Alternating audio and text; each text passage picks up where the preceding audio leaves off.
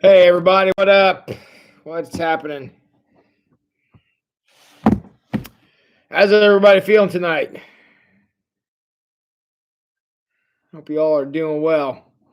Let's see here who we got in the chat. Congratulations to Dave and Amy being the first comment tonight. Congratulations on that.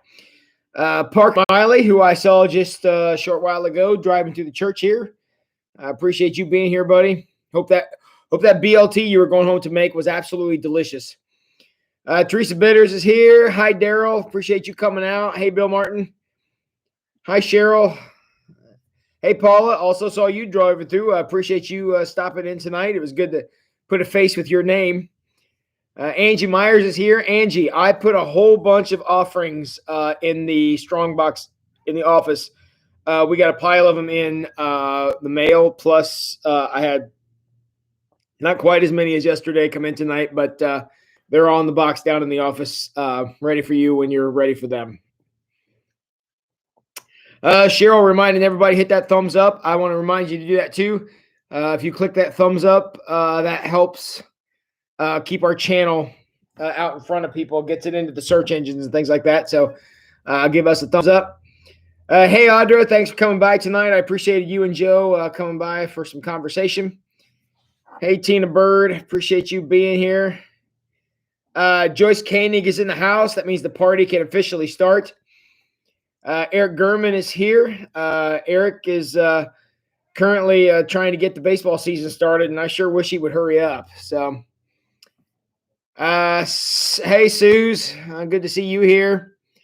Parker enjoyed his BLT. I'm so glad to hear that.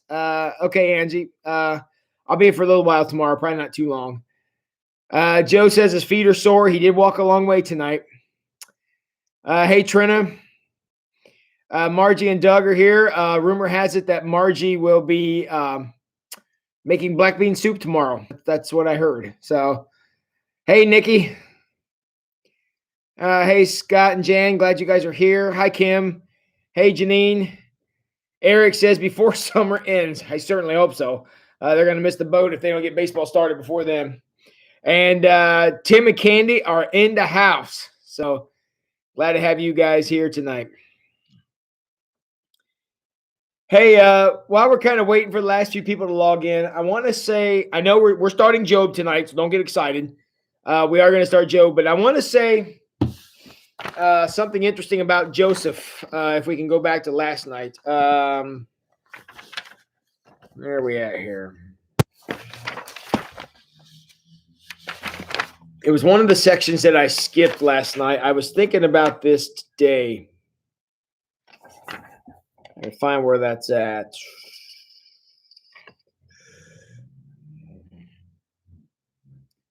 Okay, here we go.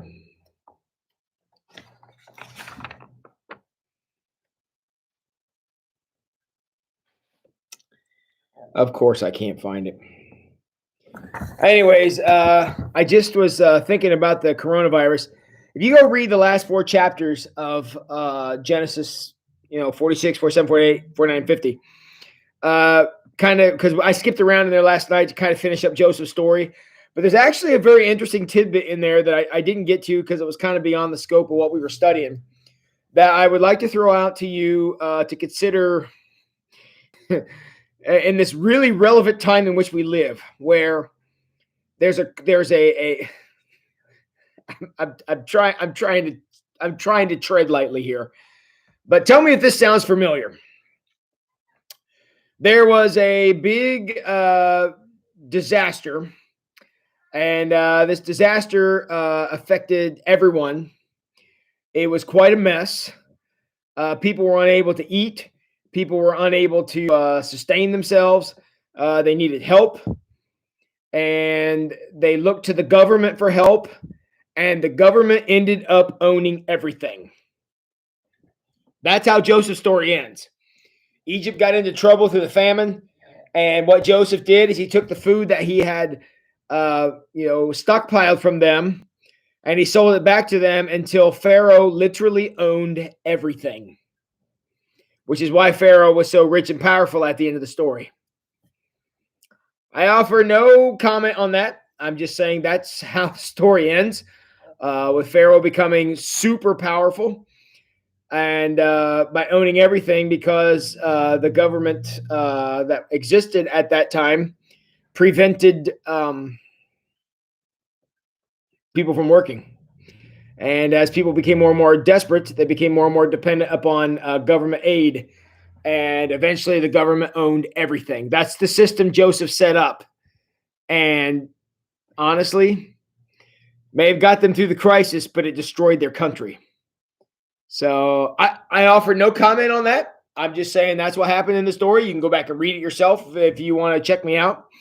But that's just how that's how the cookie crumbled, so to speak. So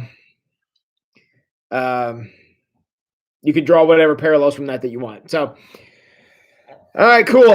Jack and Cheryl Miller are here. Appreciate it. Jan, Macy, and I are fishing and picnicking at the pond today. Scott, what a beautiful day for something like that.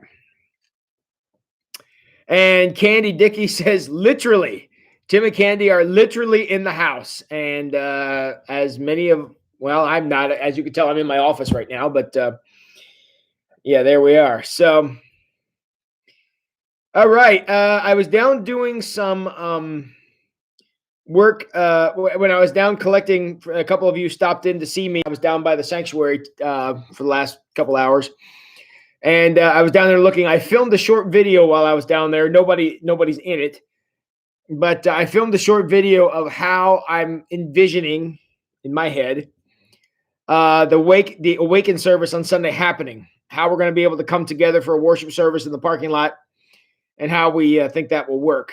So if you want to get on the YouTube channel, which you're already on here, and see some other of our videos, the most recent one I put up, because I just put it up about 20 minutes ago, is there. You can go watch it after this video is over, after this live stream's over. You can go check out that video. It's only just a couple of minutes long, but it will show how I'm envisioning the service running as far as parking cars and where we're going to set it up and just kind of how things will look. So jump on there and take a look. Of course, when we're done here, don't leave the live stream, but we'll be there afterward if you want to go have a look and see how that's gonna operate. So, hey, Linda, glad you're here. Hi, Candy. And Daryl and Jean, who I got a free private concert with them earlier today. Daryl and Jean, you'll be happy to know all your music is edited, cut, and ready to go. I put the words in with the hymn that you guys sang, and so it's all ready to go. We just got to get what's his name to do the sermon, and then First Light will be ready to rock. So that is correct, Eric. After that little tagline at the end of all of our things, when I say go wash your hands, you can click over and watch that video, but not before. And I haven't told you to do it yet. So, all right, cool. So who's got an initial observation about the book of Job? Who would like to say anything about Job? And hey, Bill, appreciate you being here tonight, buddy. Who wants to say something? Who knows anything about Job? Anybody have any experiences? Any conversations? Any whatever? Anybody got something they want to say about Job? Share it now. Suffering. Parker's got the word.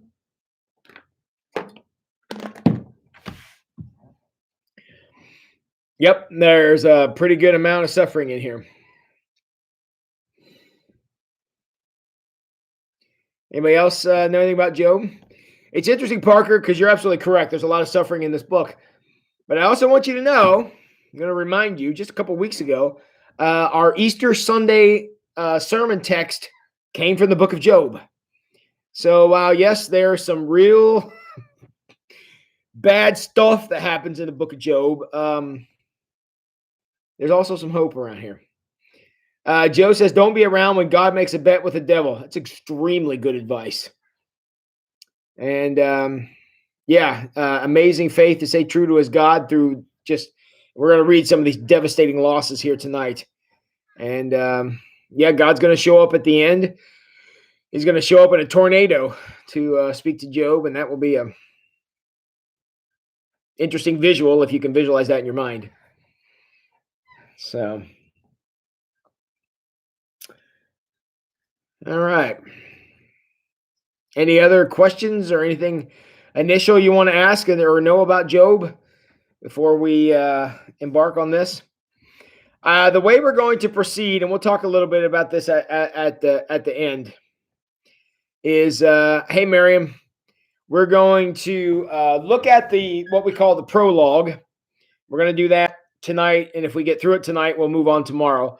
But once we're done looking at these first 2 chapters, where life really falls apart for Job in the most horrendous imaginable way. Then what we're going to do is we're going to look at the characters. There are essentially 6 characters I would like to look at in the book of Job. I want to look at Job himself. Then I want to look at Eliphaz, Bildad, and Zophar. So we're going to spend one night on each of them, and we're going to examine their arguments. So when we look at Job, we're going to look, Job has a long section toward the end because we're not going in order. I'm going to skip around through here because it's going to help us track what's going on better. So tonight we're going to look at chapters 1 and 2. If we don't get that far, we'll finish it up tomorrow. And then we're going to look at Job. Job has a speech in the 20s, chapter 20s somewhere. And I think 23 to 26, something like that. We're going to go look at that speech that he makes. It's the longest speech he makes in the book. From that, we're going to learn a little about Job. From there, we're going to learn about his 3 friends, Eliphaz, Bildad, and Zophar. They have some very short speeches they make. And what we're going to do is try to figure out the angle each of those characters are taking. Each of them have a specific, angle. I don't know what else to call it. A specific angle they're going to attack Job on. So we're going to learn what we can about Eliphaz, Bildad, and Zophar. And then toward the end of the book, there's this mysterious character that just shows up out of nowhere. His name is Elihu. And Elihu, man, goes on a rampage. He's real fired up. So we're going to look at Elihu. We're going to try to figure out if we can and it's weird. Elihu kind of shows up and he spouts off at the mouth for like 4 chapters. And then he goes away and is never mentioned again. So I don't know what Elihu's deal is, but he's going to show up later. So we're going to look at him, see what we can learn from him. And then we're going to examine God's speech very near the end. So we'll look at God as a character in Job. And then maybe we'll look at the conclusion. It's not really there. Job basically gets restored again, but we may not take a night on that. We'll see. But that's what it is. So those are the characters I like to look at. I want to look at Job. I want to look at Eliphaz, Bildad, Zophar, Elihu, and God. And then kind of progress through the book in that way, which means we're not taking the chapters in order. So just to give you a table of contents, there it is.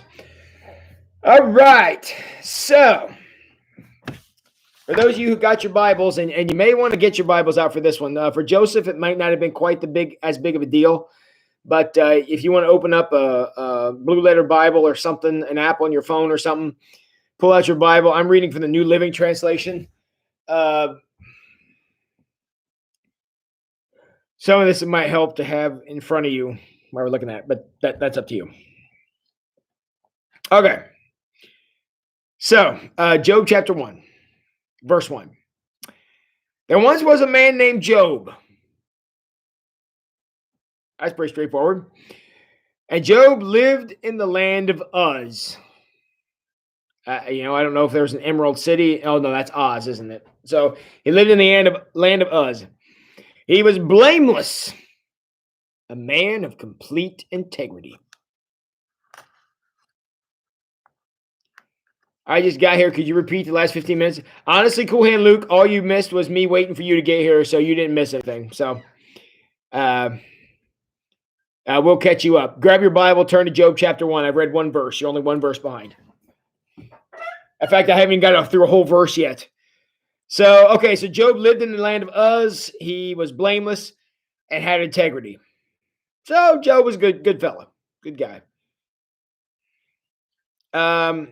He feared God and stayed away from evil. Okay.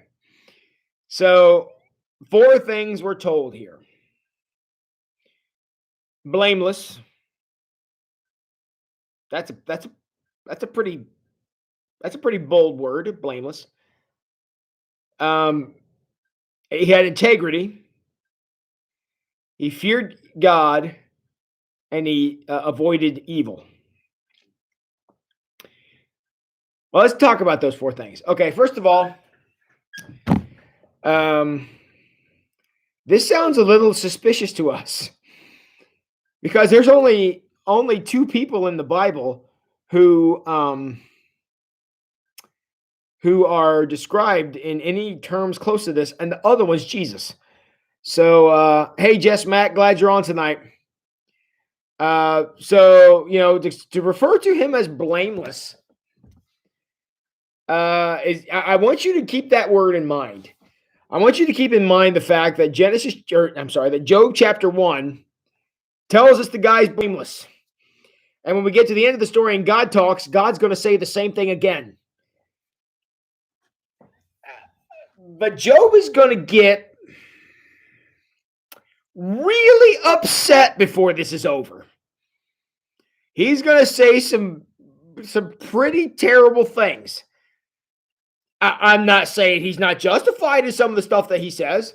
I'm certainly not blaming the guy for being mad, buddy. I'd be fired up too if all this stuff happened to me. So I'm not casting any dispersion on him. I'm not even questioning the word blameless. I just want you to keep in mind that this is the Bible's description. This ain't Pastor Tim's description of Job. This is the Bible's description of Job. The word is blameless. Now, we have seen characters who've had integrity. We certainly have seen characters who feared God. We certainly have seen characters who avoided evil.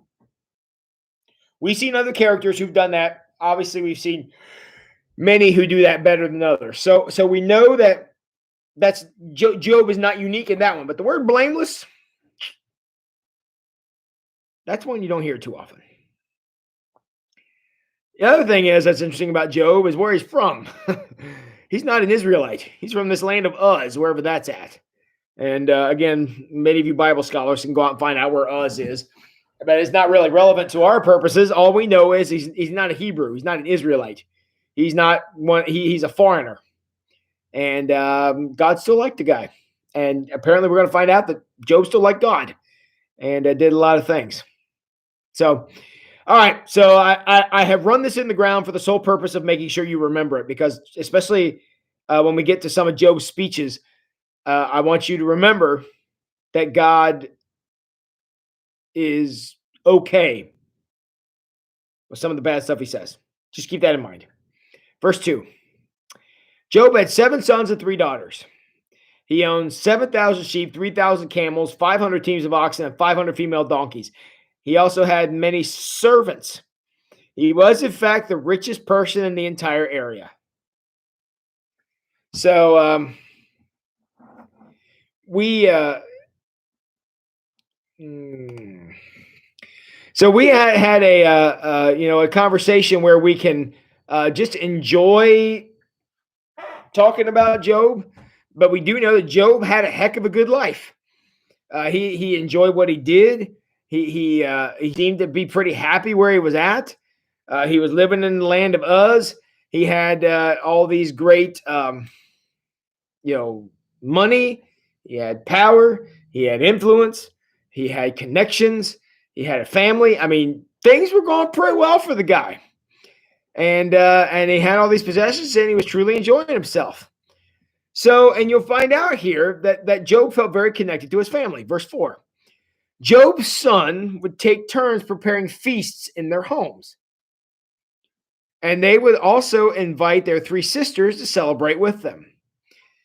When these celebrations ended, sometimes after several days, so I mean, they were around for a while, Job would purify his children. Okay? Now, again, that's what makes it so strange that Job is a foreigner, because he's doing a lot of things that would have been considered to be good by the by the Hebrews, the Israelites, by the way they were practicing. And so he would have been very well connected, and he would have enjoyed himself very much. So good life. Guy was having a good life. He was in good with God. He was in good with his family. They all enjoyed being together. I mean, just like, you could tell. You ever watch an action movie, and a good revenge movie, and you've got the hero and he's there with his family and they're all just super happy and just thrilled with how things are going on, and they're really excited. All this stuff is great. And we're all watching the movie going, wow, y'all are dead. You know what I'm talking about? That's this. That's the formula using here. I mean, Job has got it going great, and everybody's happy and everything's fantastic. And Job, since we have read the book, we know what's about to happen. So we're looking at all this going, wow, this is about to go horrible. So, okay. So Job would purify his children. He would get up early in the morning and offer a burnt offering for each of them. This was not required by any Old Testament law. Job was just doing it just in case. I mean, the guy was so good. He was even doing stuff just in case, just to make sure everything was okay. So he was having a pretty good time with that. So just in case maybe one of his children stepped out of line, had trouble, so on and so forth, they did this. So Job got up and did this. Okay. So perhaps my children have sinned and cursed God in their hearts. This was Job's regular practice. This is kind of how he did things. And he enjoyed himself and, had a great life. Guy had a great life. All right. Now, and this is something you got to kind of keep track of. Okay. So we're done with that scene. We think of this in kind of a movie. We're done with that scene. We've seen Job's family. We kind of got a real quick look at how things work and how good things are and so on and so forth. Everybody's excited. Now we're switching to a different scene. Now we're going to the heavenly realm. And I know this is where we all get kind of, okay. So as good as life was in Job's world, here's what life looks like in the heavenly court. One day, the members of the heavenly court came to present themselves before the Lord, and the accuser, Satan, came with them. Anybody have a question about that?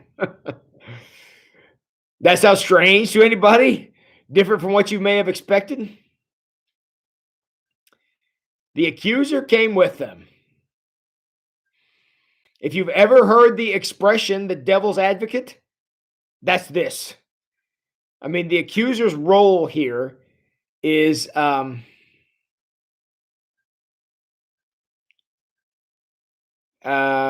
Dickey. I know this book is about Job, but I've always struggled with the way the farmhands, servants, shepherds, children are treated in view. They all die, yet these are all bad things done to Job. Yeah. They're just kind of passed over. Sorry for them, I guess. They definitely get a bum deal here. And we'll talk about this a little more when disaster strikes, which is about to do. This story is focused on Job, Tim. You're right. And it's really sad what happens to everybody else. And unfortunately, the really sad part of it is the only person who ever seems upset about it is Job. I mean, even Job's wife doesn't seem to be terribly affected by this, as we're going to see here in a minute. But and certainly the three friends, Eliphaz, Bildad, and Zophar, they didn't seem to get too much. All they seemed to be was in the way. They were in the way of Satan, the accuser proving a point about Job. Bad things happen. I mean, essentially, that's the message of the book. Sometimes bad things happen, and we all know that. I mean, we've seen the world. We've seen bad. I mean, we're living through time right now, and and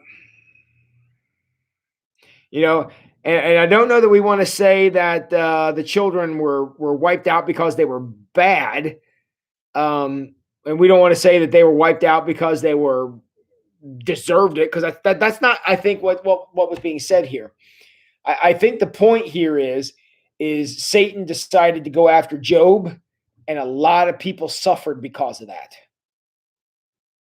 And we're going to see that the things that Job loses and the order that he loses them in is significant. And we're going to get to that in just a second. So I'm going to hold on to that thought, Tim. I'm going to come back to that. And yeah, Job was blameless, not all the others. And again, Scott, we see that when he was offering sacrifices because he thought, well, maybe they curse God in their hearts, and maybe I should do a little something for him. So he was, he was made that way. Teresa, seems odd that Satan is on speaking terms and visiting with God. It does until you realize that happens in the New Testament too. Anybody remember a time when Jesus and Satan got a little chummy? How about during the temptation sequence? When Satan was like, I'll tell you what, make your deal. All you got to do is jump out of this tower and I'll give you all the kingdoms of the earth. And I know you're really hungry. Why don't you talk to these rocks and make them bread? And by George, you're going to eat till you're full. So we've seen that in other places. And what Satan's role seems to be here. And the word Satan is actually the word that's here. And the word Satan literally means, from the original language, it means the accuser, just like it says here. His job is to go around and test and push and tempt. No different from how we see his role today. And one of the reasons why people stray away from the book of Job, Cheryl, is exactly what you put out there. God does seem a bit callous in this book. The loving Savior image of God that we have. I mean, that's not really how he's portrayed in this particular story. There are valuable pieces here, but one of the things, it's funny, Phil and I were talking about this earlier today when I was telling them we were going to study Job, and he said something that is correct. We see God in the light here that we don't see him at often. Wait till we get to God's speech at the end. I know we're a couple of days away from that, but wait till we get to that speech. God comes off as downright sarcastic, which again, not exactly how we normally conceive of God, particularly speaking to a man who has had so much taken from him for essentially no reason. But God does come across very sarcastic. And again, I mean, you all know me. I tend to be a tad sarcastic myself. So I'm not just saying that because that's how I approach things. He really does come across as sarcastic. And I'm going to show that to you. I mean, I'm going to read it right off the page, and I won't need to embellish it because it's there. And so this is an image of God that we don't get to see very often. And Cheryl, not just God's buttons. Satan knows how to push everybody's buttons. He certainly pushes Job's buttons. By knowing where to hit him the hardest. Not that what he does to Job wouldn't have just destroyed anyone, but that's what he does. I mean, Satan is smart enough to know that there is essentially no reason for him to go after us on something that is not going to bother us. I mean, it would be, if you don't have a propensity towards something, or if something's not a temptation to you, he's not going to go after you on that because it's going to be irrelevant. It'll be the same as you walking in here tonight, eating a big old pork chop. You can offer me some, put it here in front. I'm not going to eat it because that's not a temptation to me. I don't even like it. So that's nothing to me. Now, others of you, that would be a big deal, but for me, it's nothing. And Satan's not going to come after me on that one because I don't care. It's nothing to me. Now, there are plenty of other things that he could come after me on, but that one is not going to bother me. And just like out there are certain sins that I'm immune to that are going to crush you, and there are certain sins that are going to not bother you at all that could absolutely derail my whole life. So some of us have sins in common, and that's one of the strengths of CR. Is CR gives people who are having similar struggles the chance to find each other and find mutual support. If there was a meataholic support group, there's no reason for me to be there. I have nothing to offer. If there was a parenting support group, I don't need to be there. I have nothing to offer. But if there was Somebody who spends too much time worrying about Batman support group. Yeah, I probably should actually be in that one, but you all get the idea. There's just certain places that don't need to go, and Satan knows those things, and he knows them of God. He knows them of us, and that's where he's going to pick. And that's where he's going to make sure, because that's what the accuser does. Think about this as think about Satan as sort of God's cross-examine person. Going to cross-examine to see how it works. It's difficult for us to see God prior to. Yes, it is. As Christians, it's tough for us to envision that because we don't know anything else. That's true. I picture God being so much bigger and more powerful that it bothers me that Satan can get to him. Cheryl, I may have misspoke on this one. Satan never gets to God. Now, Satan certainly gets to Job. God is in control the whole time. Satan never gets to God. And we're going to see that, especially when we get to God's speech at the end of the story. Satan never got to God. In fact, we're going to see a little bit of that here in the prologue, and we'll definitely see it in the conclusion. So, God created Satan for a reason, free will. He wants our love, but yeah, there's a lot of different ways we can go on that one, but essentially, in all the heavenly beings, Satan's role is to make sure, be certain, and we're never certain until we're tested. It'd be like, somebody claiming to be, a Super Bowl winner without ever putting a football helmet on. You got to be tested. You got to prove it, and that's what Satan's role is. We say we believe in God. Well, Satan's going to want us to prove it, and maybe perhaps this season of this is testing us as a church to see if we can persevere at a time when we can't go to our strengths, which is being together. There may be something to that. So, all right. I have completely lost where I was at. Okay, verse 7. All right, so Satan came with them. Verse 7. Where have you come from? The Lord asked Satan. Satan answered the Lord,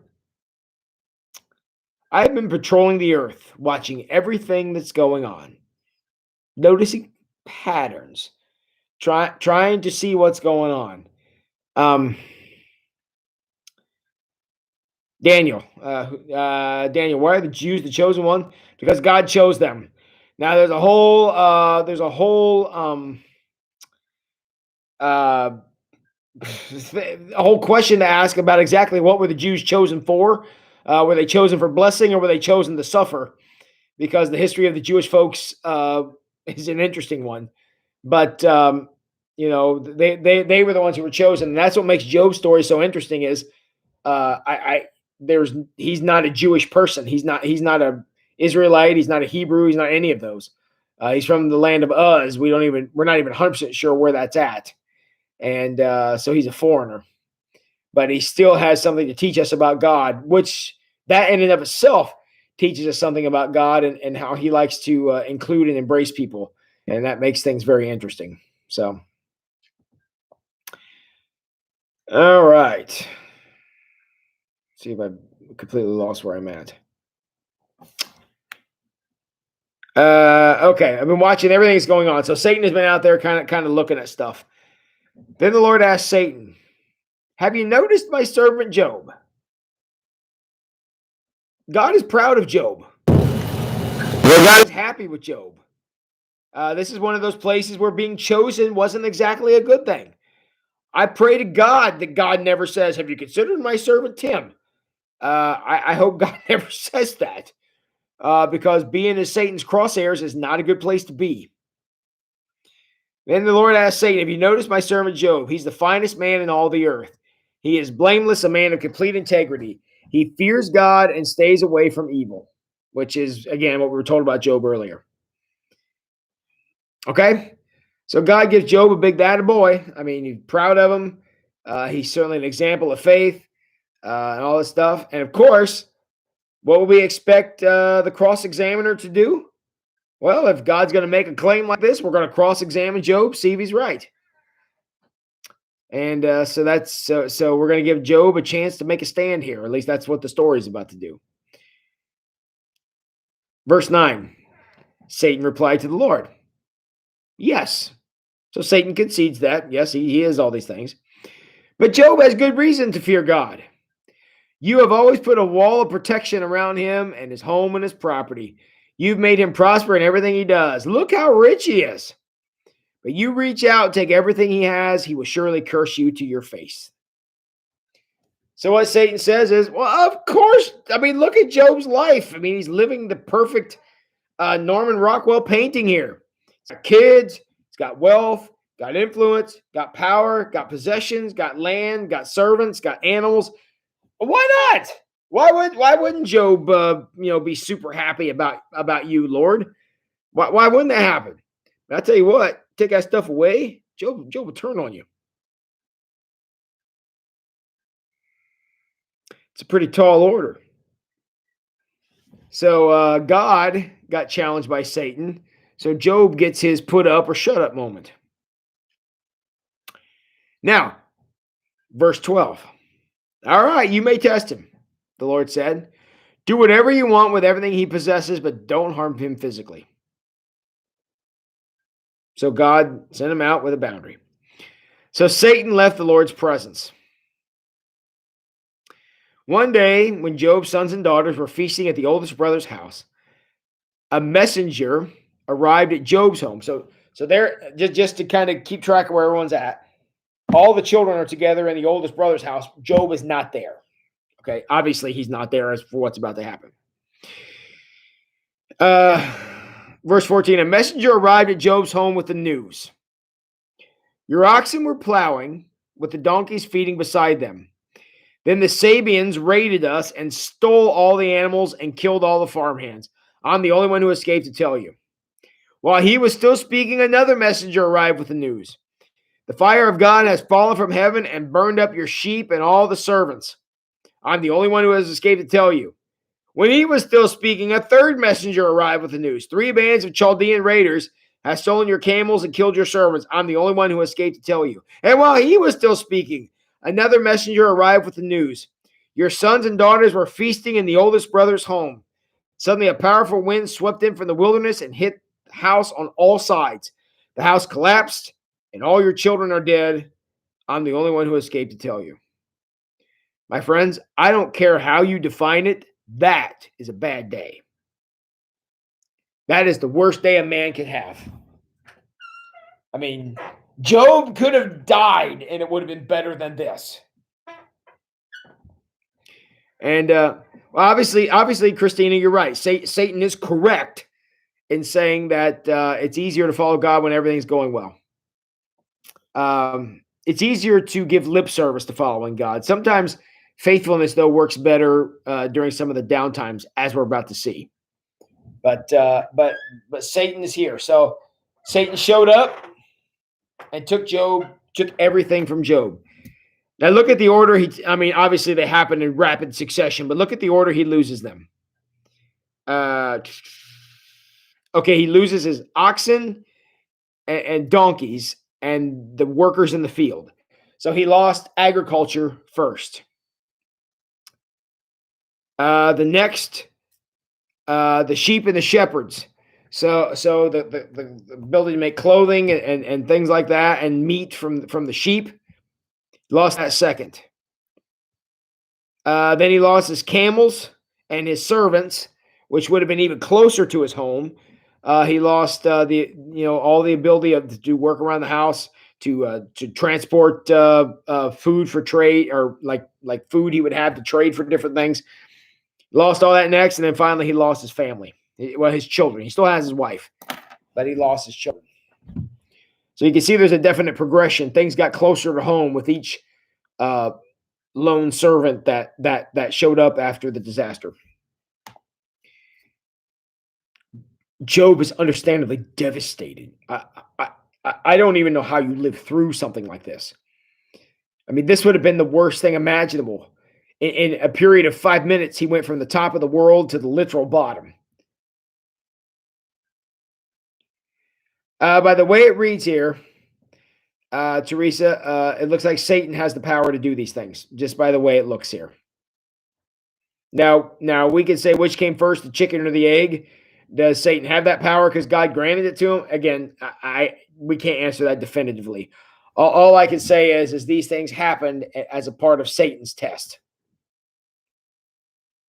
and because Satan is the big cross examiner here, and we're going to find out if Job remains faithful, even though he has had such a calamity befall him.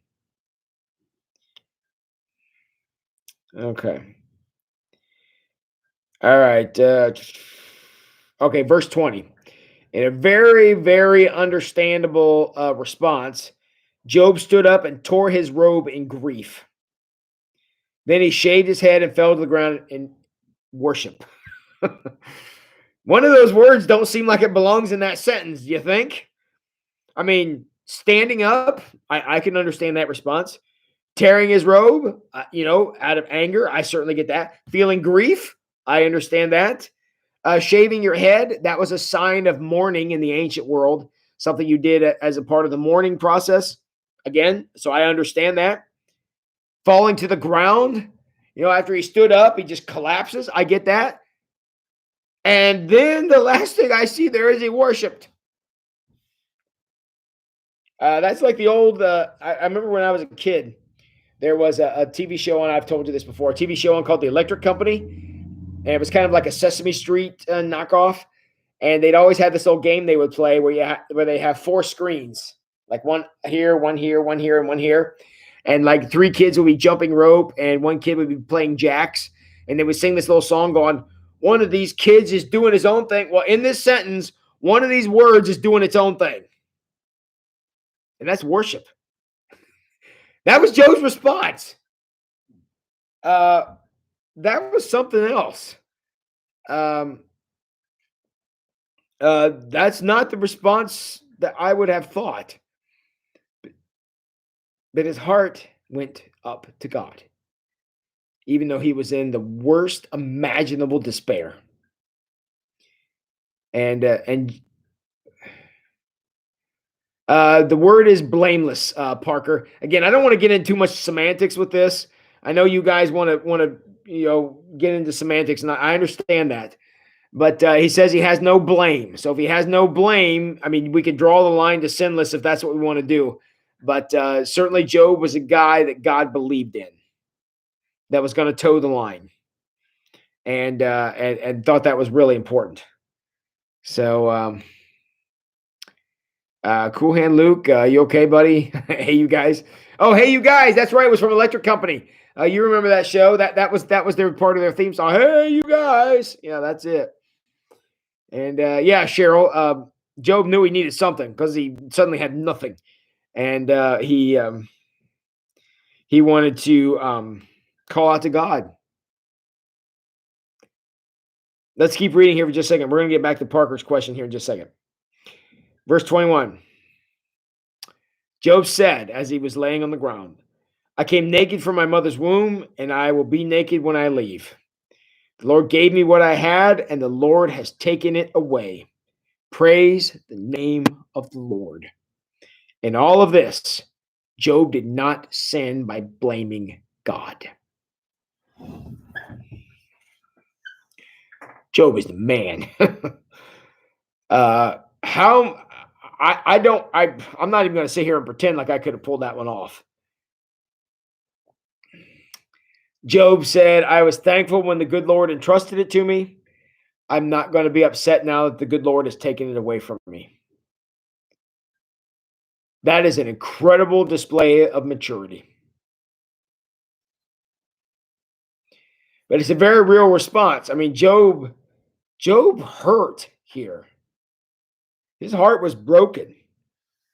He had a lot. He had a lot he was going to have to overcome, and a lot he was going to have to deal with, and a lot of his life was going to be different, and a lot of challenges he was going to face, and a lot of these things are things he's going to have to try to work out, and his whole life is going to be a new reality from this point forward. But even in his grief, his very raw and real reaction, in his deep desire to be comforted, crying out to God, all of that in God's eyes was okay. And see, along the way, and that's one thing that we are going to learn to appreciate about Job uh, very quickly, and more as we move further through the study, is we're going to learn to appreciate just how real this guy is. I know that a lot of his, in fact, a lot of this whole book is written in kind of flowery language, and you know, sounds more like poetry than the way people actually talk. But when you get right down to the content of what people say, um, he he really expresses uh, a real kind of pain and a real kind of loss and a real sense of tragedy in what's going on, what is going to come his way. Oh, you're right, Cheryl. Losing the everything else would have paled in comparison to losing his children. I have no question about that. I don't have any kids, but I certainly understand that emotion. So it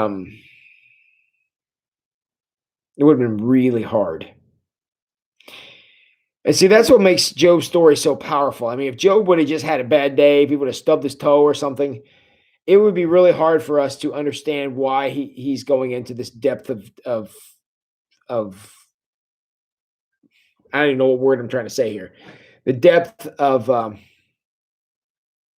just being lost. You know, I compare this. I compare this to where we are today. I mean, holy cow! I'm not trying to indict anybody here, but man, we had a month ago. We had people absolutely freaking out over toilet paper. I mean, gosh, we got it so easy in this country, and even here the last few weeks where things have been challenging, I admit, but it's not been as bad as people make it out to be. I don't like it. I want it to change too, but we don't know what challenge is. We have so many food banks and stuff out there. We got food going bad before we can give it away. So I just, we don't know. People have been through difficult times. I'm not taking it away from anybody, but by and large, some of the stuff that we define as being really catastrophic is really not. And Scott, losing a child is very tough. There's no question about it. But so that's why Job's situation, that's why his story is so powerful. This isn't Job saying, I'm having a bad time. This is us looking at it, and we can decide for our own self that Job is having a bad time. We don't need Job to tell us. We can look and see it. This is just, it's just terrible what happens to him. And what the story of Job invites us to do is to reflect on suffering, reflect on depravity, reflect on mourning, reflect on grief in a way that no other book of the Bible invites us to. That's why Job is a great study, because it gives us a chance to say there are things in life that really, truly hurt. And I think that even the hardest skeptic could read Job's story and say, man, this guy had it tough. And we get to see kind of how he responded to that and learn something from that. So, okay. I only got a few minutes left, but I would like to blast through chapter 2 also. Simply because I don't want to spend 2 days on this, because I want to get on to some of the other stuff. So, okay. So Satan went, destroyed Job, just cut his whole life out from under him. Let's go on to chapter. Yeah, Christine, he was obviously in complete despair, multi-level despair, as Teresa said, just, from so many different fronts. I mean, this is life just destroyed. And as we're kind of looking at Job, we want to remember what he says, what he does, but also what he doesn't say and what he doesn't do. And one thing Job never does, he never gives up.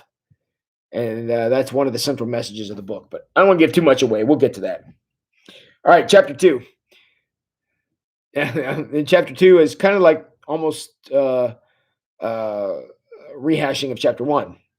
One day, the members of the heavenly court came to present themselves before the Lord, and the accuser, Satan, came with them. Where have you come from? The Lord asked Satan. Does this sound familiar? Satan answered the Lord, I have been patrolling the earth, watching everything that's going on. Then the Lord asked Satan, have you noticed my servant Job? Oh, my word. God, are you serious? God, are you serious right now? The first time you said this, the poor guy got raked through the coals. Now you're going to do it again? Yeah, Christina, that's the part that makes Job one of the many things that makes Job such a poignant story is that at this moment he fell down in worship instead of fell down in despair. Sort of the same message we got from Joseph, the last person we studied, about how Joseph had a chance to just fall in despair, and instead he kept getting up, and God eventually used him to stop a famine. Well, in this case, God is eventually going to use Job to speak personally to us today, and say a message that's very powerful, as we're going to see over the next few days we're going to spend with him. So God goes and points old Job out to Satan again.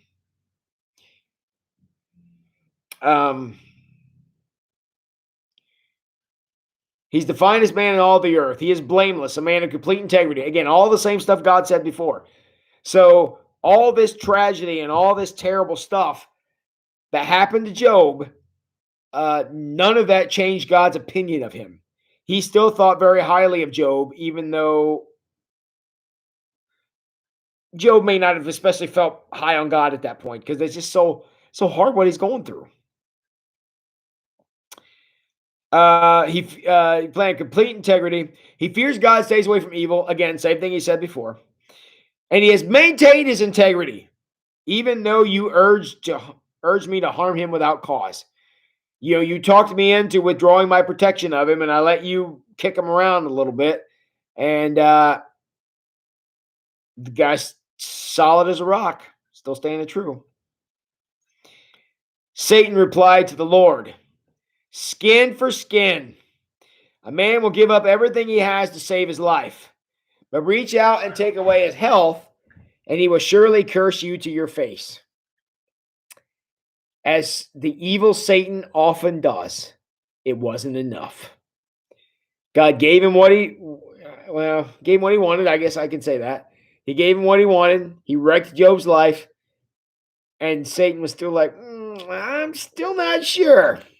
Still not sure. All right, do with him as you please, the Lord said to Satan, but spare his life. So go wreck his life more. So Satan left the Lord's presence, and he struck Job with terrible boils from head to foot. Job scraped his skin with a piece of broken pottery as he sat amongst the ashes. So the first time through, Job lost his material possessions. He lost his security. He lost his family. Everything in life that was meaningful to him, he lost in the first round of Satan wrecking his life. In the second round of Satan wrecking his life, he lost his personal health. Again, something that we would guard very aggressively any way we could. So Satan took that from him too. So Job scraped his skin with a piece of broken pottery as he sat amongst the ashes. Verse 9.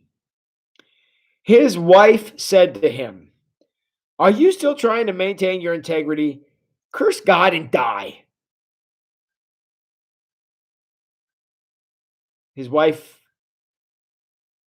who no one had said anything about her, God didn't mention her. Satan didn't seem to be too taken with her. Understanding she lost as much as he did, lost all those children that were, again, I'm assuming were hers. Lost all the prestige, all the wealth, all the power, all that stuff. And you can see here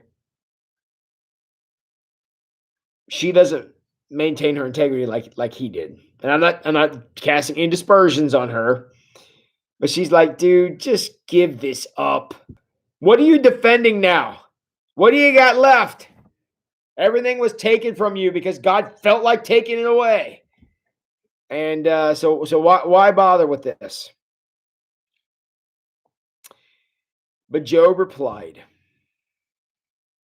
Now, you can hear his reply a couple of different ways. Here's what he says, and then we'll talk about it. You talk like a foolish woman. Should we accept only the good things from the hand of God and never anything bad? Another of the many places the Bible could use a couple of stage directions. Because how Job says this means something. This could be, you speak like a foolish woman. Why would you do this? Or it could be, sweetie, you're better than this. This is foolishness and this ain't you. Okay? I know this is hard and I'm hurting right along with you. But this is how foolish women talk, and that's not you. You're better than that. So again, how you hear his response, I'm guessing is probably the second way. But he basically says, look, we can't take the good and not the bad. It all comes from God, and we're going to accept what comes, even the hard stuff. And as we have just noticed, there certainly was some hard stuff. So she doesn't come back in the story, unfortunately. So we don't really, that there was no closing to her piece of this. But we know that Job is now experiencing people's accusations. His wife was the first one to suggest you brought this on yourself. And that's going to be a central theme of the rest of the book. Did you do this to yourself? Did you bring this on? Did you deserve this? It's going to be an interesting question that we're going to get into. Okay. And everything bad. So in all this, Job said nothing wrong. Job suggested bad things sometimes come from God. And the Bible tells us Job said nothing wrong. So again, we got to keep on this. When 3 of Job's friends heard of the tragedy he had suffered, they got together and traveled from their homes to comfort and console him. I'm just going to give you a little spoiler alert right here. They fail ridiculously hard. I mean, it's bad how far they fail from this. If their goal was to comfort and console him, they fail amazingly. I mean, they're basically Satan's henchmen to show up here and just, if there's a way to do it, make the situation worse. Okay, so they came to comfort and console him. Their names were Eliphaz the Temanite, Bildad the Shuhite, and Zophar the Naamathite. When they saw Job from a distance, they scarcely recognized him.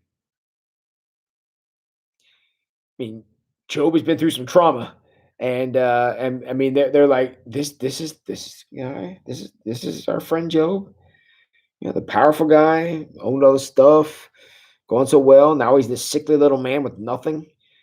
He can't even go into his village where he lived. Can't even go into Uz anymore because he's quarantined outside because of this sickness, these boils. They won't let him in. This guy has fallen a long way since the last time these 3 guys saw him. So wailing loudly, they tore their robes and threw dust in the air over their heads to show their grief. Again, that was an ancient way of showing grief, showing mourning. So they were identifying the loss of his children, the loss of his health, the loss of everything.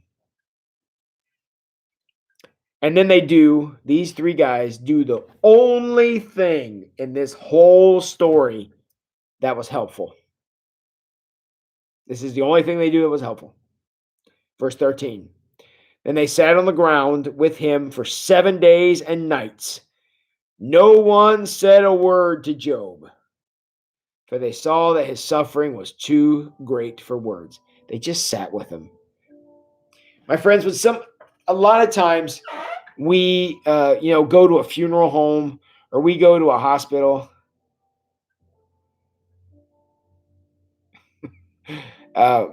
This guy here, the guy who can't get a haircut, yeah.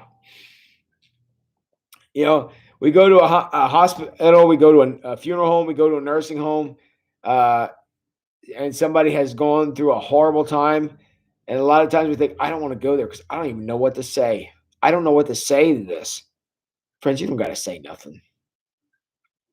You've all been through terrible times. You don't expect anybody to come. Look, if there was some kind of magic word that could make the death of a child or the loss of your health or the kind of catastrophe that befell Job, if there was a magic word, abracadabra thing that you could say to make that go away, they're not going to wait for you to get there to say it. Somebody's going to say it before you get there. Friends, at times like this, you don't need your words. You need your presence. And that's what Eliphaz, Bildad, and Zophar gave, at least at first. In their silence for 7 days, they sat with him.